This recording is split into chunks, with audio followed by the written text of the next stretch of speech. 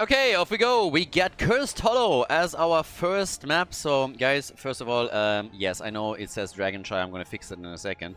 They were fast. They were really fast. But we are on Cursed Hollow, which is a bit of a surprise because we haven't really seen this many Cursed Hollow games yet. Which is a shame. I love Cursed Hollow. So, we go up with Team Ultralisk against Team BananaH. We are still in Banshee Cup Season 2. And we're getting towards the end of the round robin phase. But before we're starting with all of this, we're on Playday number 6. Let me real quickly go over again how the teams were decided. It's a question that comes up a lot. So, basically, players signed up individually.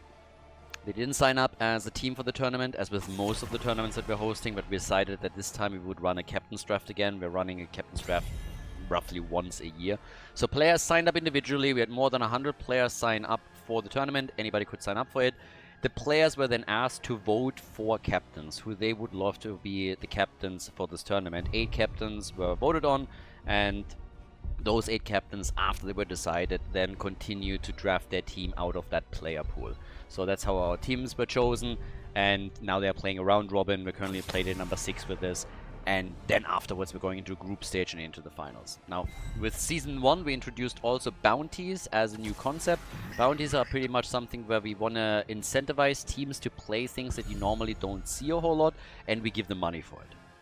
Now, we tried it out in the first season, and from the beginning we already said, like, we're trying to figure things out. We're trying to see what works, what doesn't. We got feedbacks from the community, from the players, and we decided to make some adjustments for season number 2. So instead of giving the teams a flat amount of money if they complete a bounty, what we have done now for season number 2 is that we established a bounty pool. So out of the $2,500 in prize money, $1,000 go to the bounty pool. $1,500 will be spread among the top 3 teams like with any other tournament, and the $1,000 bounty pool goes essentially to whoever completes bounties according to how many bounties they completed. So if you are a team and you complete a couple of bounties at the end of the season, we're going to look at how many bounties were completed in total. And you then get a share out of the bounty pool dependent on how many bounties you, in comparison to the total, have been able to complete. So every single bounty matters. And the more bounties are completed, the smaller the advantages of getting one is.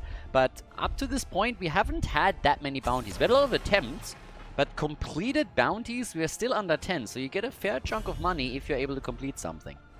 Personally, I still think that once we're going into the group stage, where you have best of 5 matches, we will most likely see a few more bounties when it comes to game number 4, game number 5. A couple of these are probably more interesting when you're later in the series, but it's still quite fun. I mean, we had a lot that was all honestly attempted. We had Cho'Gall bounties, Gazlo bounties. I mean, again, you name it, we had a lot of attempts already. And we'll see if maybe in this series we also get a few more. So Cursed Hollow is our first map. And, well, let's figure out what's going to happen here. Team BananaH has so far done an absolutely exceptional job in the tournament, and they're definitely one of the top teams as of now. Obviously, this is only the round robin phase, right? Like, anything can happen. When you look at Bounty Cup Season number 1, we had a team that dominated all the qualifiers, and then they got eliminated in the group stage, and everybody was just shocked, myself included. I looked at it and I was just like, I can't believe this just happened. So, yeah, totally crazy. Season 1 was a blast, and now in Season 2, I think the adjustments to the concept have already been a lot of fun. And I have to throw this out right there. This is not supposed to be Meta Madness. We have a format that forces teams to think outside of the box. This is all optional. If you're not comfortable with bounties, if that's just a risk-reward calculation where you say, like, not for us, you don't have to do it. You can just simply play a normal tournament. That's totally fine. So, we'll see what they can do here. Genji is our final pick. The combo with Anduin, of course. We have Malfurion Tracer for Team BananaH. Cursed Hollow is our first map. Let's go. BananaH against Team Ultralisk. On the left, the blue team with their captain playing Tracer in the first game of the series. We have Jean Lassalle on Malfurion. Johan is currently rocking Garrosh. We got Fancy Pants playing the Count Okmek on Blaze, and Itrax on Greymane. So, towards the right side of the map. By the way, the reason why he's playing a different account is because he's playing from NA. He doesn't have all of the heroes on Europe, so he got one of the accounts of one of the European players so that he can properly play that. So yes, Okmek is Fancy Pants. Muradin playing for Team Ultralisk, or played for Team Ultralisk by X-Ray. We got Ultralisk himself with Sylvanas, Meneldor on Hogger, Porky, also hailing from NA, on Anduin, and Außenseiter on Genji. And a big shout out again to the NA players. We have players from North America, we have players from one player from Korea, and it's always cool when you see people play cross-server. Obviously that means that they're playing with the ping disadvantage. That might have an impact on what kind of heroes they're going to play and other things as well. For example, in the case of Porky, they also swapped him around. They had him initially as a tank, and then later on they decided they would play him in a different role. But things are currently working out for a lot of these teams. And we'll see, yeah, what they can actually pull off. So right now we have one NA player on each side for the two teams here, so that definitely makes it 100% fair. But can BananaH and his boys once again just absolutely murder the opponent? That's the big question. There's gonna be a nice clash here. BananaH's team has, I don't want to say it has been like one of the biggest surprises, but I was maybe a bit surprised at how dominant they were in a lot of the series that they played. So now towards the end of the round robin, we'll see what they can do against Team Ultralisk, what they can pull off here. I mean, already a little bit of a pong pong pong pong, and Garrosh is dead. No, what? He survived? Okay. I mean, Genji coming in was obviously great here, but I really thought he would still die. I thought it would be a kill on each side. But instead, we're getting this little play. So, yeah, Banana thought he had it, and then with Außenseiter saying hello, apparently not. I mean, not even close. Clutch kill right there. Tracer thought, okay, this is worth it. I might even get the camp, but worst case scenario, I trade a kill for a kill. And then it was a sad moment for BananaH because he gets murdered and somehow the Fleabag survives. So, not bad. Level 4 kicks in, that gives us Indomitable.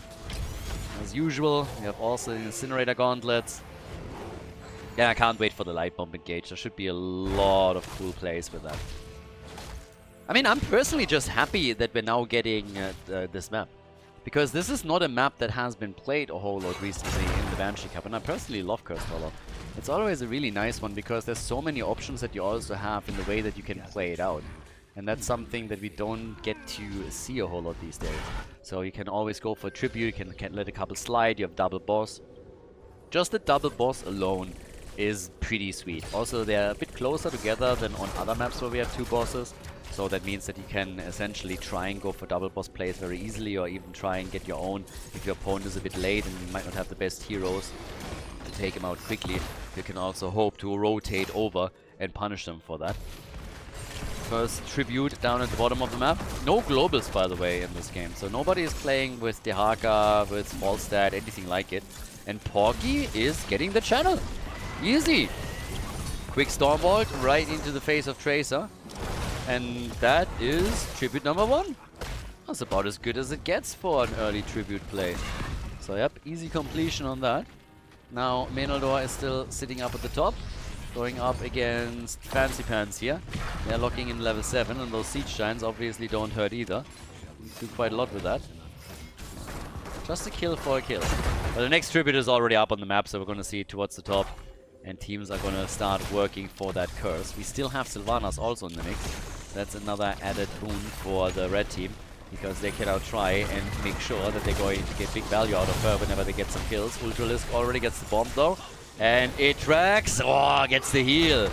At the last moment, Genji alive, and wow. Finally taken out, but Genji goes down, and so does Tracer. So both of them get destroyed here, but not too bad what we're seeing, because this is just kind of nasty. Big lead from Tracer into the backline in an attempt to take Genji out. The supports are just working overtime to keep everyone alive. Not only was Greymane barely safe, but then also Genji and a few others. So yep, Porky with good heals on Anduin. Now we got 2 kills to 2. Bit of a leading experience for Team BananaH, but with Sylvanas at the bottom of the map, they're already hoping to take some structures out. Each team has a tribute, so it's close. Game number 1 is already very, very close here. And yeah, that bot lane is taking damage. 1 tower down, I think the second one is also going to fall. Yep, so the entire wall gets destroyed. And BananaH has been beasting it in so many games with Tracer. And Ultralisk is getting way too much attention for his liking. Oh, and still wants to play it out. The ult engage from Tracer not working, but they're really just trying to go for the one. Everybody is just going for it. Just the side laners are getting experience. But the 4-man action at the bottom of the map is incredible. Absolutely incredible. Look how low they are. I was inside, I was below 100 hit points at that time. Top side, the channel attempt from Hoga already failing. Fancy Pants is there, and they're so close to level 10. That might even allow them to move into this position and steal the tribute away, because normally when you're seeing a tribute spawn in a position this far out, it's highly unlikely that a team actually claims it. So, yeah. And the poke is still there, but they don't have level 10, so they need to interrupt this a few more times. And they're already doing that. Level 10 is so close. Stormbolt, Sylvanas moving in from the side. Another channel attempt in a moment. He actually missed it. And here's level 10. So yes, now they can actually go for a fight. Light Bomb engage, only hitting Greymane. Tranquility is up right away. Garrosh uses the bunker. Ultralisk tries and burns it out. And Pogga is just pogging left, right, bottom, center, top, trying to destroy everything in this path. So they're dancing around the tribute. Nobody wants to give it up. But I think at some point they really gotta make a move here. Ah, nice root! And that's the end of Muradin. Muradin is dead. He gets eliminated. Malfurion and Tracer die a moment later, but Genji is also getting dropped. It's carnage. Each team losing hero after hero, and now with Garrosh falling, finally the momentum is swinging heavily in favor of the red team. So they get the second tribute, and of course now the boss is wide open. With only Greymane and Blaze still up on the map, they can easily go for it. They still have their support there. Malfurion just respawned. And this is a typical situation where if the blue team now decides to go for the boss at the bottom of the map, you could make an argument for them rotating back down and trying to make a play here. Because their boss is about to be taken, and they have the time to move down to the bot lane and try and do some work then. So, what do they? Maybe not. If Genji would have looked it up and made the play, then maybe, but not like this. So yeah, they're letting this slide. Don't want to risk anything there. Instead, we have Hoga already going for the next camp, so they're still a bit ahead. And of course, they also have Sylvanas. And with Sylvanas moving in, she should now really help to break through that fort. That shouldn't really be a big problem. Take the first one out immediately, and then just like try and go for the fort itself. Bot lane is also some plays made against Genji as Außenseiter gets caught. And that's the end of him. Außenseiter is gone. Greymane and the boss is also a pretty neat combo to take structures out. But Sylvanas, of course, at the top lane is just crushing this one. Allowing the boss to take out the fort easily. They can now fall back to try and defend. That boss will still do a bit damage. You could have made an argument for her trying to move in a bit deeper and trying to maybe get a kill, but that hasn't happened. I suppose they could have tried and do it, but yeah, not looking like it, honestly. They needed her for defense. The problem is also if you don't know where everybody is on the map, if you follow the boss and you try and go through the wall and maybe the keep itself and anybody rotates and then flanks in, if you can't get away from that anymore, it's just going to be a free kill for the opponent's team, and then they run a numbers advantage again. And you're trying to avoid that, of course, as best you can.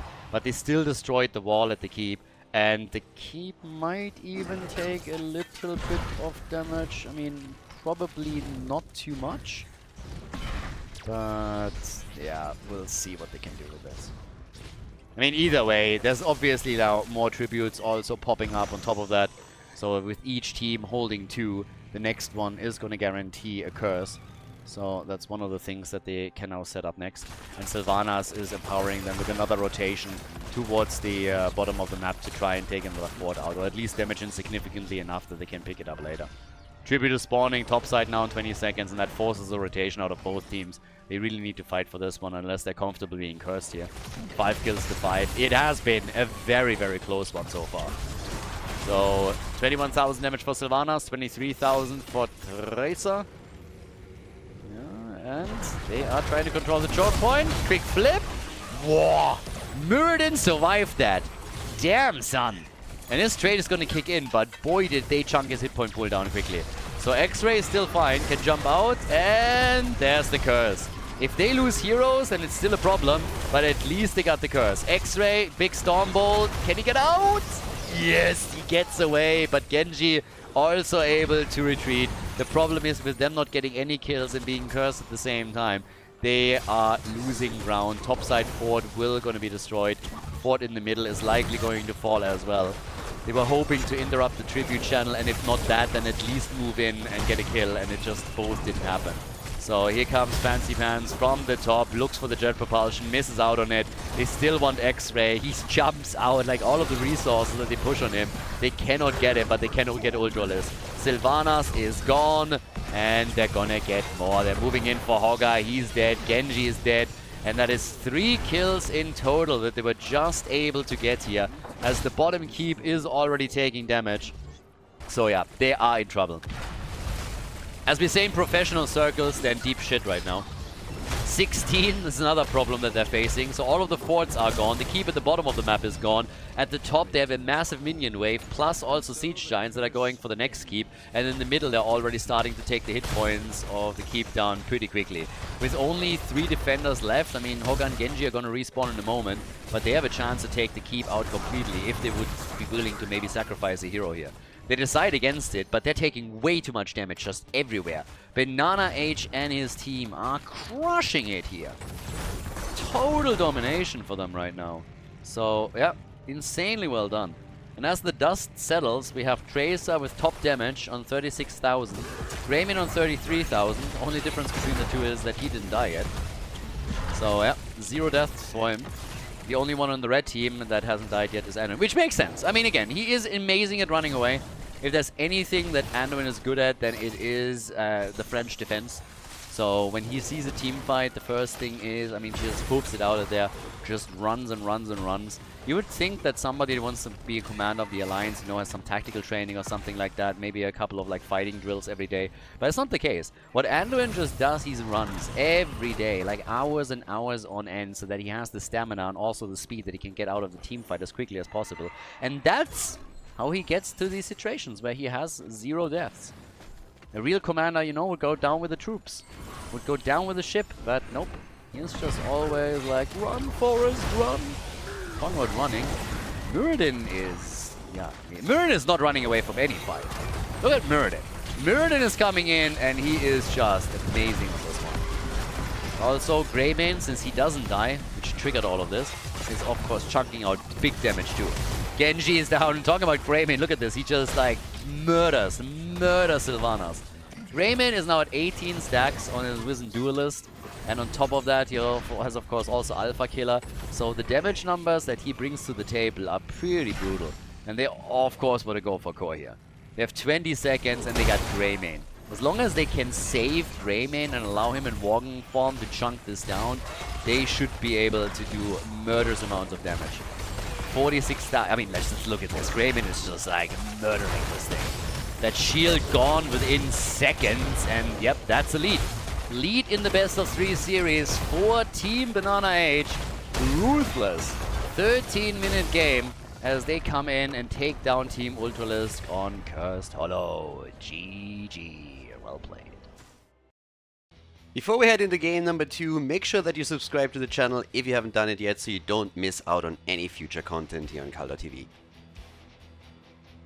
Okay, we're going to Sky Temple as our second map. I'm not quite sure what's going on with this series, honestly, but we started with Cursed Hollow, now we're going to Sky Temple. Not the maps that you normally expect, but Team BananaH, they were expected to come in with a pretty big statement, and that's exactly what happened. So once more, they are just dominating here. They're doing a fantastic job against Team Ultralisk, or at least did on map number 1.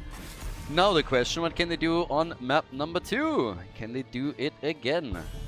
Blue team is really, really strong. These guys have been absolutely killing it throughout season number 2. Now again, this is all just round robin. The real test starts when the group stage begins. But I am impressed with what they're pulling off here. A couple of fun moments, obviously, as well. I mean, yeah, at that, but we'll see. Jehaka as our first pick. Yeah, Sky Temple is always a bit of a weird map. It's just very scripted, and I'm not saying there's no amazing games on Sky Temple. There's obviously some fantastic ones, and we had in the days of HGC some iconic matches happen on this map.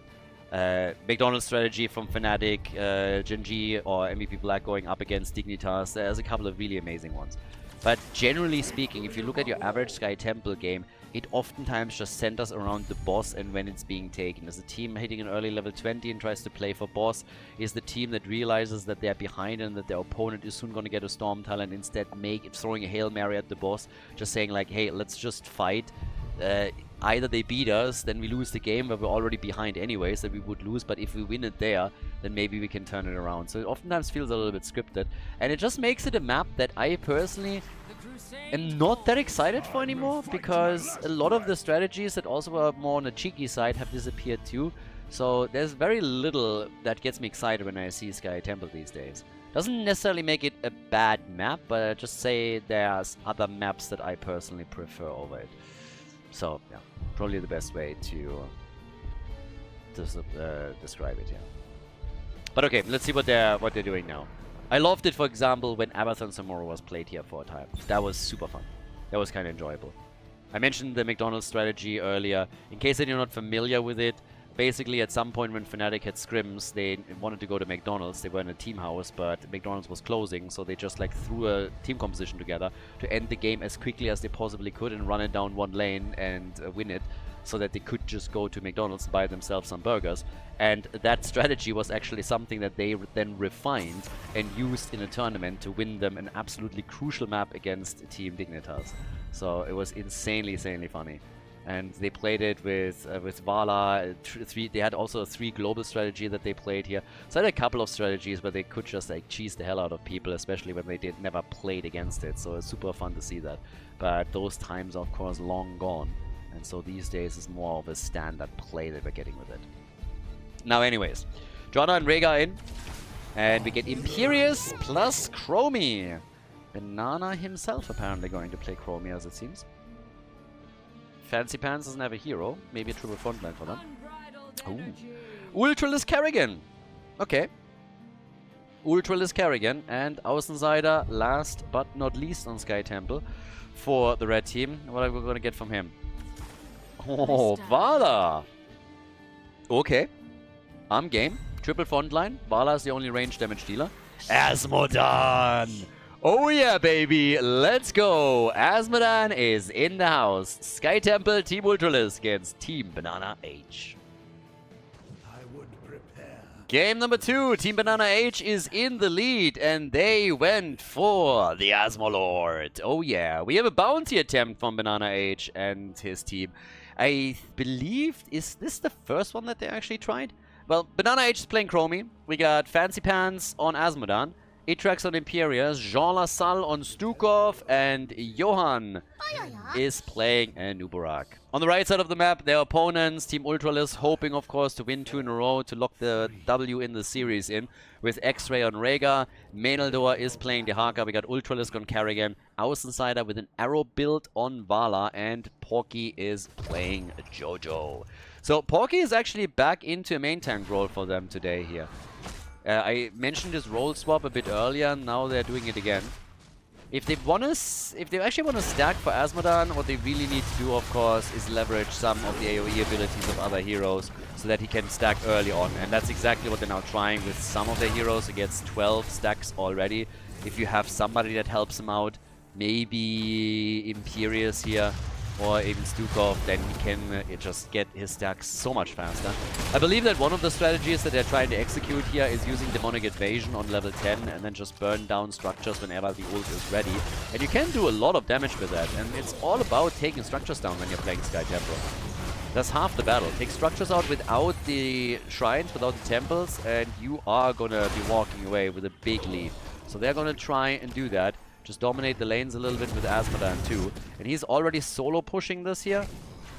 And he's screwing it up from what I can tell. I haven't watched it the entire time, but I actually think that he just messed this up heavily. He did get only 4 of those minions. Normally what you do is you're attacking the backline minions with your auto attacks if you're alone on lane, if your opponent lets you do it. Your minions attack the front line, and then when you hit your orb, you can basically get nearly all of them. But I kind of think he messed it up. Now he gets some assistance here, which is gonna help him. But I think we have to have another look later if he finds himself alone on the lane again. But it just looks like he only attacked front line, and that obviously backfires then pretty heavily. But yeah, either way. Up at the top, Yeah, that just doesn't do anything for you.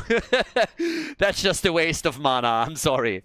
If anything, you need to get those auto attacks in. I mean, good for him that he identified that a few heroes were already lying in wait in an attempt to make some moves here, but yeah, not too shabby.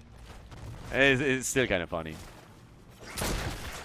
Yeah, at the top, obviously, he goes up against the camps. And here, it doesn't matter. He has at 40 stacks. But believe me, in the early stages, if your opponent leaves you alone on lane, always auto-attack the backline minions, get them all a bit low, and then use your orb. You're going to get way more out of it. And the faster you stack early on, the more of an advantage you have. So if Itrax stays around just for... Yeah, here, for example, don't attack the front line. Yeah, go for the back line. Attack a few more of them. Again, could always optimize it, but at least now we have the general process down here.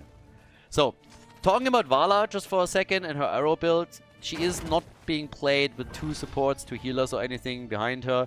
But right now, if you get good stacks on your arrow, you can really shine in team fights as well.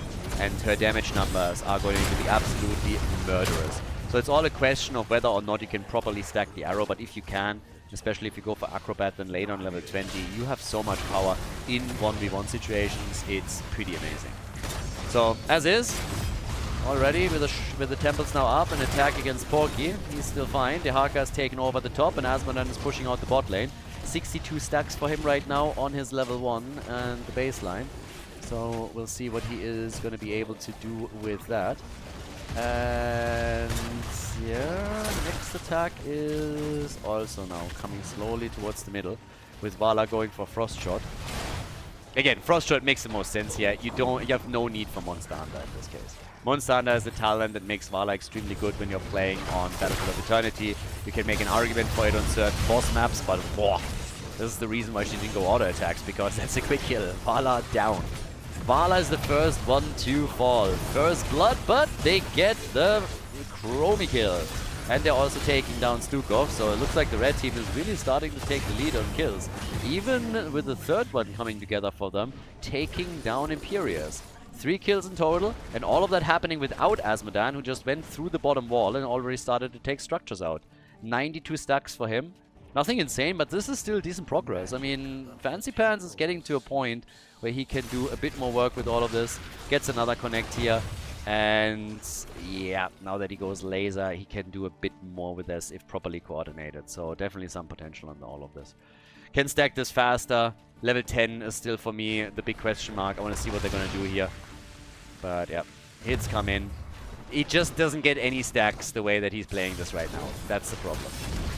So yeah, stacking is not going to be a priority for him. He's going to get them eventually if he participates in team fights. And that's where he's headed now. But since they're fighting a 5 versus 4 already, as you can see, they're starting to lose some ground here. And they're losing after Imperius, also Nubarak. So that's already 5 kills to 1 in favor of Team Ultralisk. And I would just... I mean, he got decent stacks now. And already is ready to half back because he doesn't want to risk getting killed here. Was full envision, but the red team doesn't even care about it. They're just like, yeah, we got level 10. We're now going to make our moves. We're making our plays. We're going for some structures. So, looking good here. Yeah, I'm not so sure if that bounty approach from Team BananaH is going to work out for them. At least up to now, it doesn't seem like it. 122 stacks now for Asmodan. They even try to go for the boss because they have level 10. And Asmodan is just going towards the top doing his thing still. So he is not even trying to make any kind of play here. So the boss is leashed, but they get a Nubarak. They're just locking these kills in. The good news is that with the boss leashed, it means they're not getting him. So no boss for Team Ultralisk. And here it comes. This is what we were waiting for. Demonic Invasion, the whole idea being you take structures down mega quickly. That's what they're trying to do here. And they are already doing a lot of work with it. But boss gets attacked again. Dehaka against Asmodan at the top. And Nubarak is coming back. He of course gets cocooned. But I'm not sure if they can really prevent this from happening. Yeah. Well, Dehaka... he can't get the kill. So boss is taken. But we have Siege Giants at the bottom of the map, so structural damage has been done all over the place. And with Asmodan just going for side lane pushing, he is getting value. I mean, as you can see here, he's easily going to go now for the top side fort and is going to drop it low. Once that he has Demonic Invasion back, he's going to use it right away. But the entire thing is, they want him to push structures. Push structures, get some stacks, and later on participate in team fights. But of course, they're also losing in the process quite a bit of ground with this, which is a bit of a problem for them. Finally, Joanna is down, but they collapsed onto Asmodan and took him on too. So 7 kills to 2, 1 level advantage, but it's a bit of a wild one. As I said before, if you're just taking structures on, then you can do a lot of stuff here. Like, you have some potential to really cheese out the game. And this is kind of what they're trying to do. So another ult is already coming out. Yeah, Brega with Bloodlust as they try for Imperius, and he survives. Good for him. Imperius, always a survivor, is able to make his way through the fight without falling. Asmodan is back to the top. And there it is. So now he's getting his stacks together. Now he can easily take those out. Now it's just in the kill window. So he's at 180 stacks. Definitely needs to get a bit more. Late game Asmodan can be a pain in teamfights too. But it will be a super interesting game because you need that late game potential. And they are definitely scaling hard. But in structures, that's now 2 forts destroyed, a 3rd one about to fall. All the damage that you yourself are doing against an opponent that is clearly trying to just overwhelm you is nice, but you need to translate that into structures being actually destroyed. So Asmodan is now helping here and gets the Demonic Invasion in play. Double kill, triple kill, and yeah, that is just more than a little bit bad news. They're losing Asmodan too. This is not gonna work. This is not gonna work. They're getting absolutely farmed here. I mean, this is turning quickly into a farming simulator. 5-man team wipe, easy peasy. As you can see, Demonic Invasion was a nice thought, but it's just not happening. Stukov, Chromie, Anubrak instantly dead. Everybody else gets killed a moment later. Full map control now for Team Ultralisk. And there is no recovering from this, in my opinion. You are 2 levels behind. Your opponent just stole all of your camps. Double Temple is coming up. Unless there is some insane turnaround in team fights later on, I just don't see it happening. Vala isn't really stacking amazingly well or anything. It's not like she's sitting at 40, 60 stacks here. We're 9 minutes in, to be fair, but still 20 is nothing crazy. But they are just, I mean, they're just dominating the map. 10 kills ahead is just way too much. And I personally actually like Asmodan with Demonic Invasion on some of the bigger maps where you can just try to cheese your opponent out. It's a bit of a cheesy strategy, it's fine. But they've taken too many 4v5 fights. That just didn't work for them. So the question is more so now. Yeah, Cocoon, no. No, Nubra gets caught again. Johan is trying to get out. And gets murdered. Yeah, so he's still... boy, oh boy. Oh, what a bloodbath. 16 to 13. Big talent advantage now too. Vala going straight into Manticore, which is going to help her against the front line, but also against Asmodan. And yeah, tough times. Double Temple activating, and we're now talking keeps. So you are heavily behind in structures, and on a map like Sky Temple, this is essentially a death sentence. If you're that far behind here, you are in trouble. If both of these are now getting channeled by their opponents, I just don't see a way to recover from this. It is way too much damage done. The walls are going to fall. I don't think they're going to get an entire keep, but it's just, yeah, they're so far behind already. So it's a little bit bonkers. Either way, as it happens, at the top, we now have them at least claim some shots, blue team. But Team BananaH is losing ground at the bottom. And honestly, now with the Siege Giants coming in, I think that keep is going to fall after all. If they commit to the bottom shrine, but the Argys now move towards the top, so they're trying to fight here again. Rain of Vengeance, Karrigan combo, and yep, way too much for them to handle. Nice Rain of Vengeance into a Karrigan combo and a double kill. Again, they're getting farmed. I said it earlier and I say it again. Stukov is also going to die. Jean Lassalle is already down. They go for BananaH and take Chromie apart. So it is just kill after kill after kill. Yeah. Again, here's how it started, and they got all murdered. So yeah, big kills, big fights. Not the bounty they were looking for. And they're not even wasting any time here. They're just going straight up for the keep. The keep at the bottom is already destroyed. The keep at the top is about to fall. They're realizing that they can go for the core directly and immediately try to do it. They're 4 levels ahead and they just right-click it. Unless they're inting here and they get wiped, there is no way for Team BananaH to get back into the game. This is the only chance that they have. And it's obviously not working out for them. So yep, nicely done. Team Ultralisk, they force game number 3 and the attempt at a bounty fails for the blue team. GG.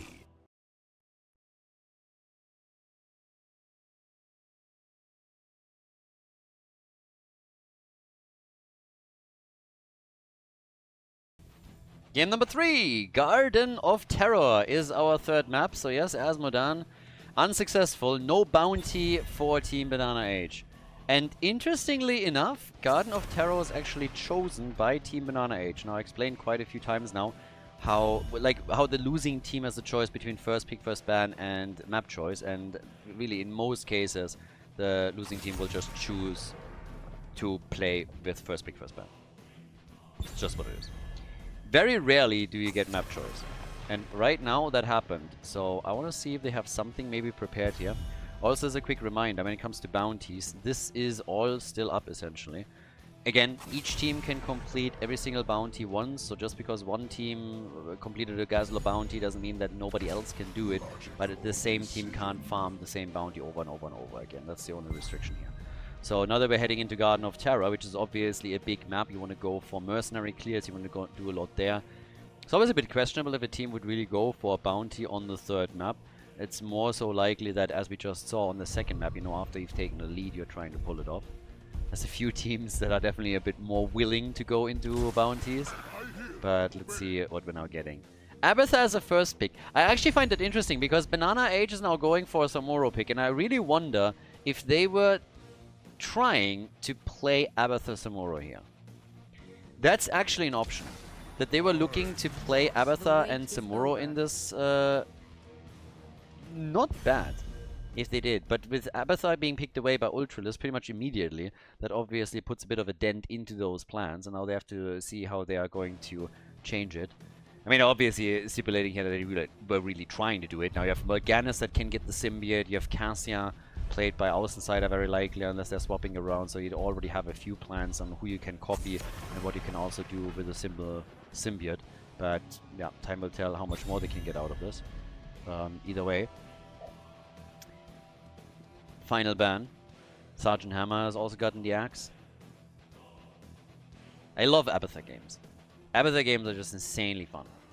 If you have a good Abathur, it's always glorious. But you normally want to have something nice to copy. And also, by the way, technically this could be a Monstrosity game. Keep in mind that Monstrosity is an actual bounty. So if Ultralisk now looks at the game and says like, boys, we got this, he could go Monstrosity. Do I expect that in a 3rd map like this? Definitely not. But it is a big map, so you can make an argument for Monstrosity getting value on a map like Garden of Terror, specifically when there's no other globals being played, right? Because of course a bit of a pseudo-global, because she usually doesn't have the wave clear that you want from a global. But there's Gazlo! Damn, they want to go for a bounty. So we have Gazlo as another bounty attempt, and Abathur could technically go for Monstrosity. If Abathur goes Monstrosity, then one of the teams is definitely going to get a bounty. He could do it. He could play Monstrosity now and be like, alright, no matter who wins, there is going to be another bounty in the house. Whitemane and Illidan, and okay. Illidan, Abathur's not going to play Monstrosity. Illidan is going to play Hunt, which is another bounty attempt. Guys, I'm calling it right now. One of the two teams is going to complete a bounty here. Love it. Absolutely love it. This is going to be great. This is going to be a great game. I was already wondering why nobody played the Illidan bounty the entire time. And it was only a matter of time until that finally happened. So there it is. Illidan with a Hunt, just because it's fun. Gazlo on the other side. We go Gul'dan together with him. And off we go. God of Terror, final map between Team Ultralisk and Team BananaH. Let's go. Game number 3. BananaH on the left for the blue team with Samuro. We have Jean Lassalle on Brightwing.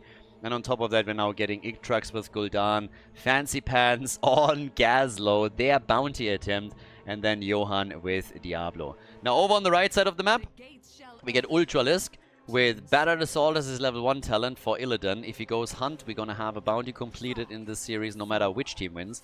Porky with Whitemane, we got X-Ray playing Mal'Ganis, and then on top of it, Abathur by Menaldor and Außenseiter playing Cassia. Definitely some pretty cool comps that we're now getting here. Absolutely game for those. Saki build from Gul'dan as he goes into the drain. Gonna follow up with that completely.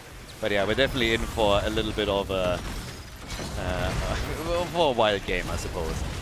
And I just can't wait. Illidan just like Supermaning it across the screen as he goes for the hunt is always a blast to watch. And this is a really good example of a bounty that we introduced, not because we thought that it's a bounty that we're never gonna see, but because we thought that it's just fun.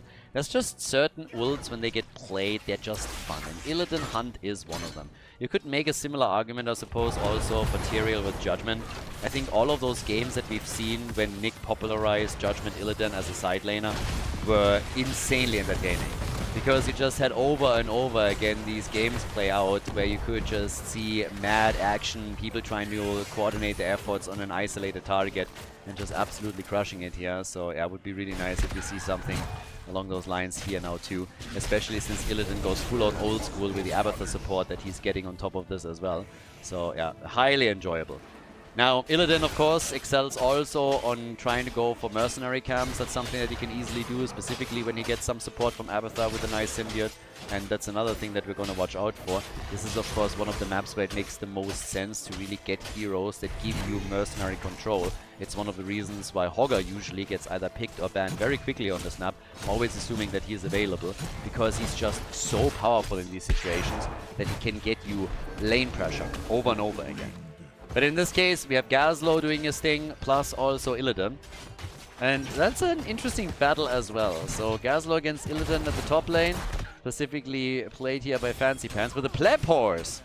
I can only imagine that there's a few more mounts up on that account, but yeah. We're getting also, in addition to that, one with the wind and Way of the Wind here. Samuro is busy down at the bottom of the map with Diablo, with the front line, as in the middle we have the duo of Gul'dan and Brightwing doing their work. But yeah, pretty entertaining situation already. I just want to see Illidan in action after level 10, but maybe the kill? Whitemane! And she's alive! Job well done. That was a good escape. Yep, that was a really sweet escape that they just pulled off there.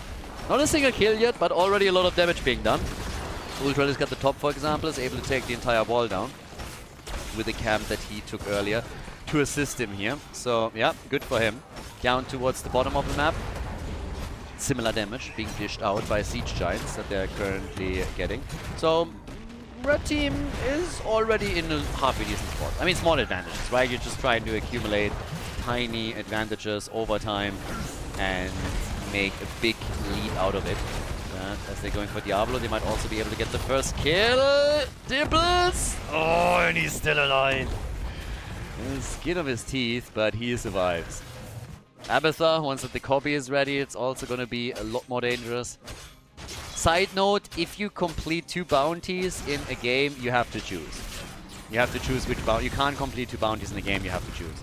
Reason for that is pretty simple. If it turns out that you have, for example, one team that is just like really weak, that has a huge amount of problems, maybe they have issues with some of their players, have to play with subs.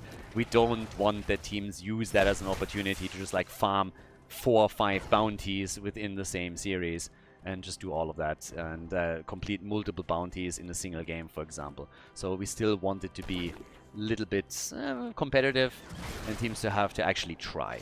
I feel so far when we're talking about this, most of the teams we had like a nice back and forth. Even the teams that don't have a lot of matches won were always in situations where it felt like they could win the matches.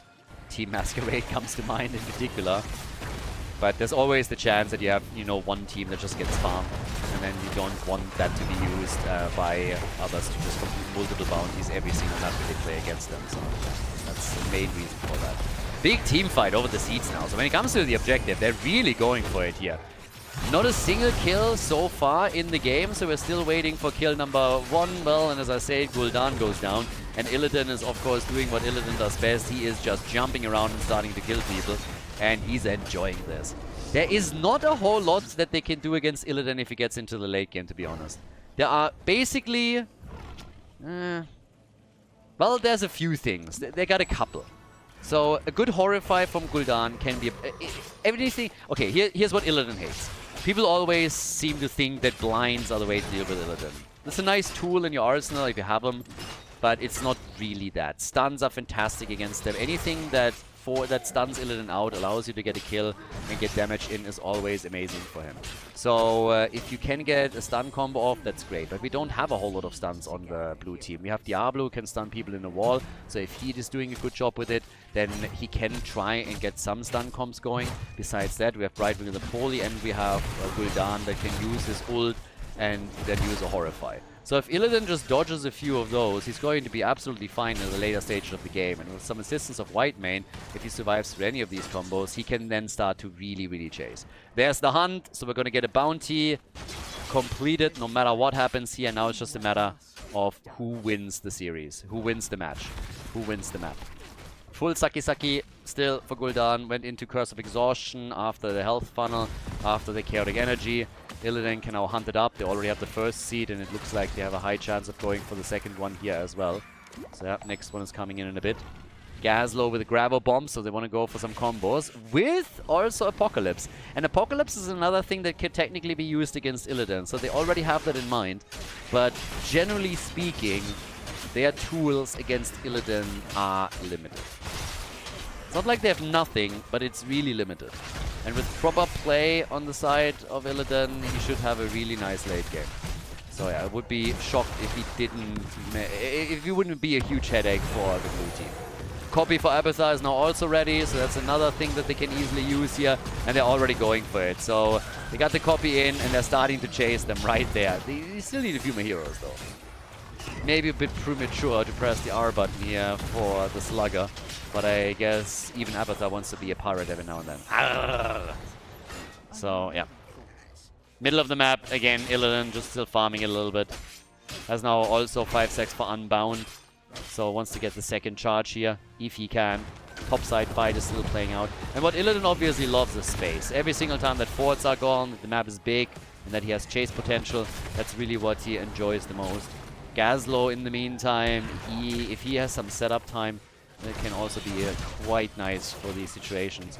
He's now playing it out with the rocket boots on level 1. We got the hyper focus coils, Master Blaster, and then again the Grabo Bomb, as already mentioned a bit earlier, so that they can try and set things up, maybe even with an APOC as a follow-up. That would of course be the dream, get a proper stun combo going, and yeah, just allow heroes like Gul'dan to do massive amount of damage. If we can do that, that would be the dream here. A nice and well-placed Horrify would add to that too.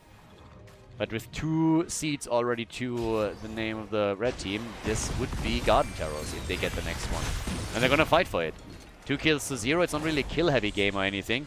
Hunt is already out, and Gul'dan, even with the Horrify, is dead. And that's Garden Terrors, at least it should be. At this point, Garden Terrors are highly likely. So I think it's safe to assume that they're going to be able to grab those. They got level 13, and yep, there we have it. That's bad for Team BananaH. BananaH and his boys, they absolutely dominated the first map. It was ridiculous. I mean, they just crushed them on Battlefield of Eternity. They absolutely did. Murdered them where they stood. But now we have a totally different situation going, where in game number 3, everybody decided to take a little bit of a risk here. Now, BananaH and his team, they've of course done a fantastic season so far, and they don't have to be afraid of losing any massive position in the leaderboard, so that they had trouble for the next stage of the tournament. It's one of the reasons why they can afford to go for bounties now. So they're playing it mostly safe here. But it's still something where they would love to also show that even playing a bounty, they're able to lock a victory in. Illidan got killed at the top as he was trying to push there, so yeah, he got crushed. But that's still 1 fort destroyed. If anything, it surprises me a bit that only 1 fort was destroyed. I kind of expected that they would lose a bit more. Now this is of course still early-ish in this, so there's not really a ton that they were able to do just yet with it. First Garden Terrors are normally not that powerful, but I still thought they would at least lose too. Now when it comes to damage, we have Illidan with 10k. He's usually not really the top damage dealer in any situation. And then again, 16,000 for Gul'dan. But the game is a bit slower. Like, they really want to play it cool, calm, collected, and just doing their thing. So, yeah.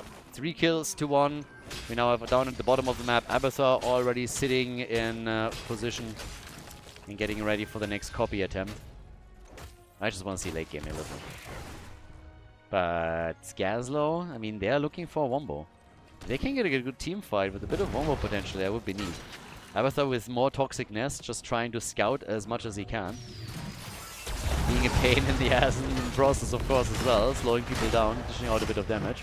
But half of the idea really being to just make sure that they have information on where exactly the blue team is currently moving to and what they're doing. Okay.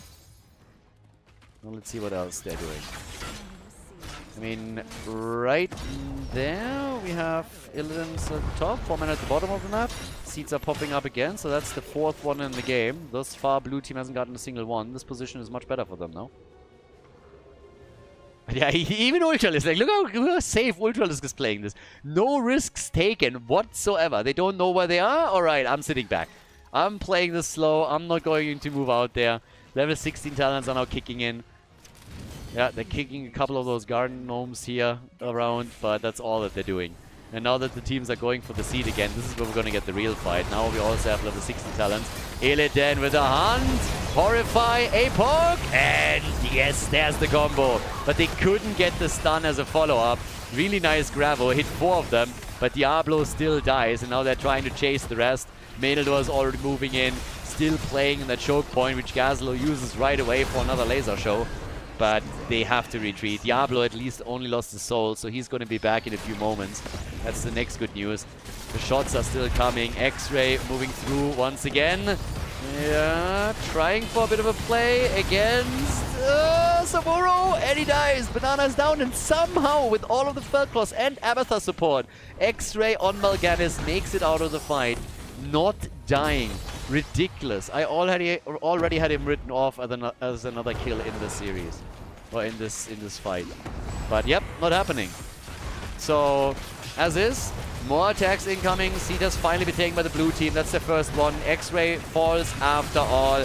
Ultralisk still jumping through. White main is lost. Illidan wants to clean it up. Is trying at least, but is having some tough time here. Cassia is low, completely abandoned since Ultralisk just jumped out. But there's the hunt and he gets another kill. Easy re-engage for him. Hunts in, gets the kill, and can he take out Intrax? He can! Illidan, you monster! Illidan is going on an absolute killing spree here. Nice, great job. So first they got the kill there. Hunt comes in and he gets 1 kill, but that was just amazing. Illidan, when you don't have stuns, this is exactly what you're getting. So they came in and they unleashed the beast. Ultralisk with 25,000 damage right now. And it's just insane. So, yeah. Pretty well done. Really, really well done on this one. I mean, I'm honestly pretty curious how they're going to try and deal with him in the later stages of the game. Yeah, 100%. Really curious how they're going to do that.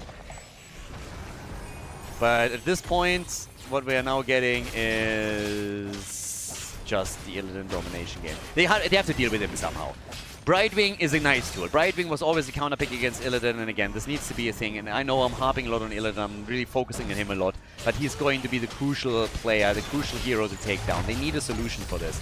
If they don't have a solution for Illidan, they will not win this game, so they have to do something. At this point, yep, there it is. Gazlo is gone. And that's 10 kills, 2-4. We have Gazlo, Brightwing, both eliminated. That allows them to go for structures, and they're taking it down time and time again. So yeah, job well done. 10 kills to 4 now overall. And down at the bottom of the map, yes, BananaH. I mean, you can push this out, but you can tell they haven't taken a single fort out. They now lost their second. It's a tribute for a tribute, and it's just going to continue this way. They need to kill Illidan. They can use Brightwing, they can use Horrify, they can try and get a Diablo stun into a wall. Those are pretty much the tools that they have. If they can use that and take him down, then they have a chance. But if he just can do whatever he wants and keeps himself away from walls that Diablo can stun him to, and Whitemane pays attention, Abathur too, of course, and keeps him alive, then it's just not happening. It's not only Illidan alone. It's obviously on top of that also the Abathur symbiote that just keeps him alive. They have adrenaline boost here, they have Soma Transference, which really helps to also boost the survivability, and this is essentially just what's happening. So we have now level 20 on the board. That gives us for Abathur also Hive Mind, which is coming up next. And you can tell just from the position on the minimap that they are pushing out more and more into enemy territory. Blue team is retreating, and really getting pinned down here. And thanks to Illidan running a solo global, a pseudo global also with his ult, that's another big problem. I mean, yeah, that's just what it is. Down at the bottom of the map, BananaH gets attacked.